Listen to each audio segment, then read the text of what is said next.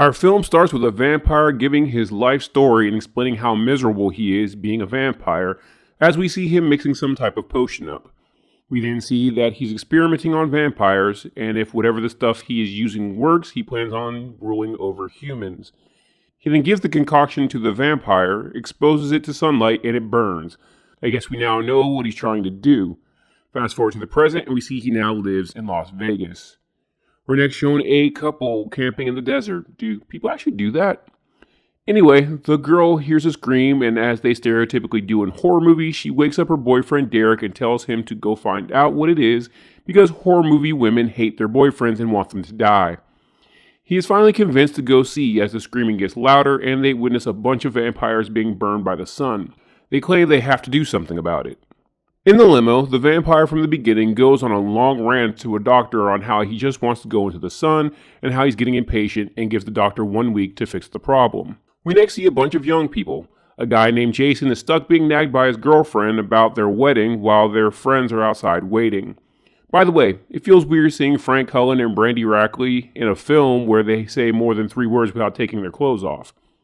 The guys eventually take off for a camping trip while the girls tell them to be careful. Back in the desert, the police arrive. As per usual in these films, the police are real dicks to the witnesses. Keep in mind, nothing they're saying is actually crazy since there's plenty of ways people can burn in the desert, but as I always say, movies got a movie. The cops dismiss the camper's story and accuses them of being on drugs.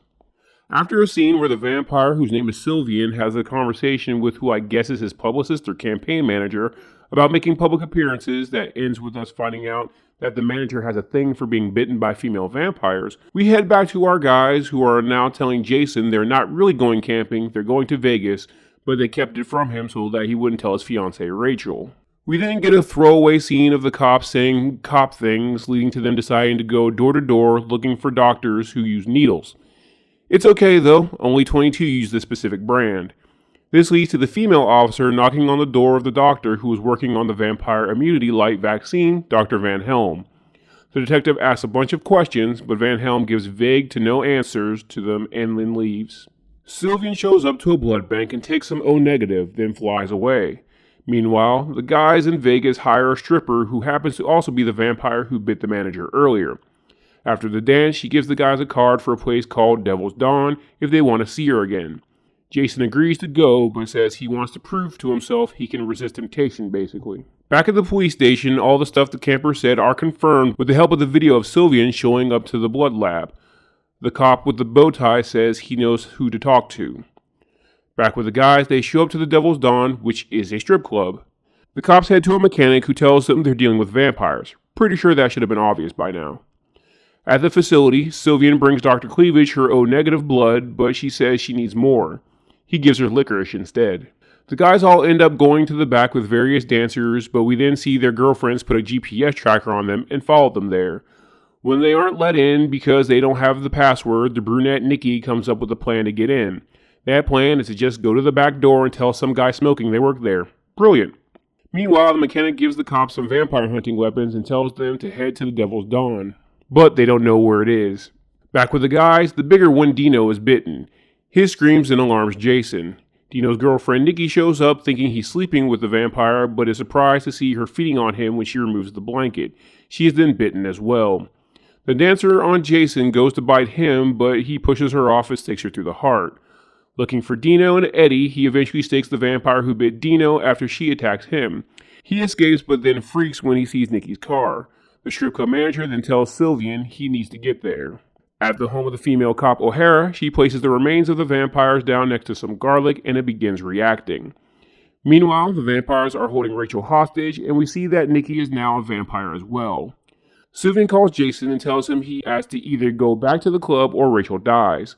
This is where we get that weird thing in vampire movies where the vampires clearly want to turn a woman but for some reason wants to talk about it instead of just, oh, never mind. Eventually Jason gets there but it's too late and Rachel has already turned. The rest of the vampires attack him, but when the main stripper Shayla gets a bite, he's saved because he's O-negative, so he's taken to Dr. Van Helm instead. He then decides that Rachel will be the test subject of the light serum this time. Back with Eddie, he's still tied up. Nikki, in her trademark Brandin Rackley cleavage shirt, walks in and feeds on him.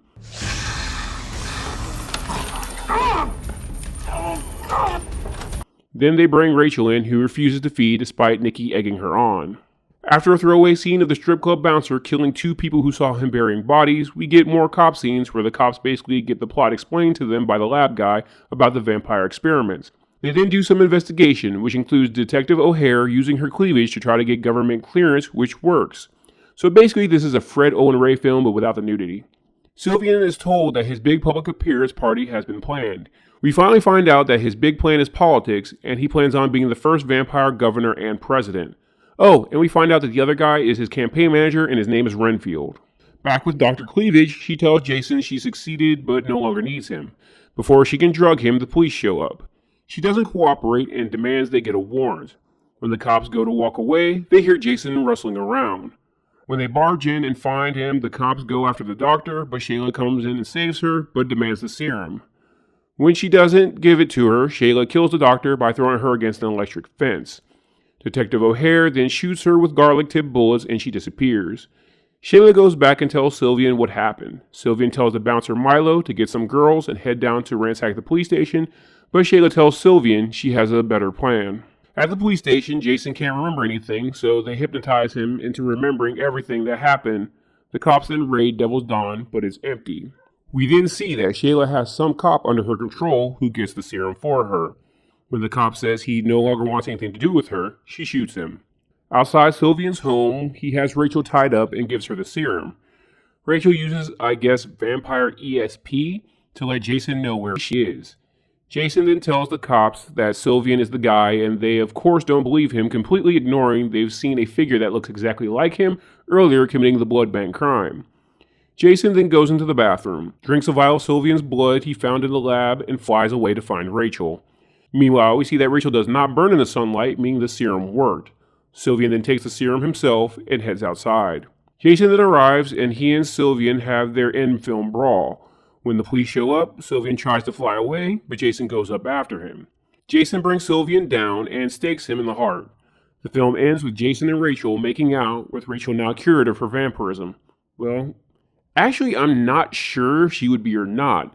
The mechanic said earlier in the film, if the vampire who bit you is killed, you turn back, but that definitely didn't happen to Nikki, even though Jason killed the stripper that bit her, so who knows.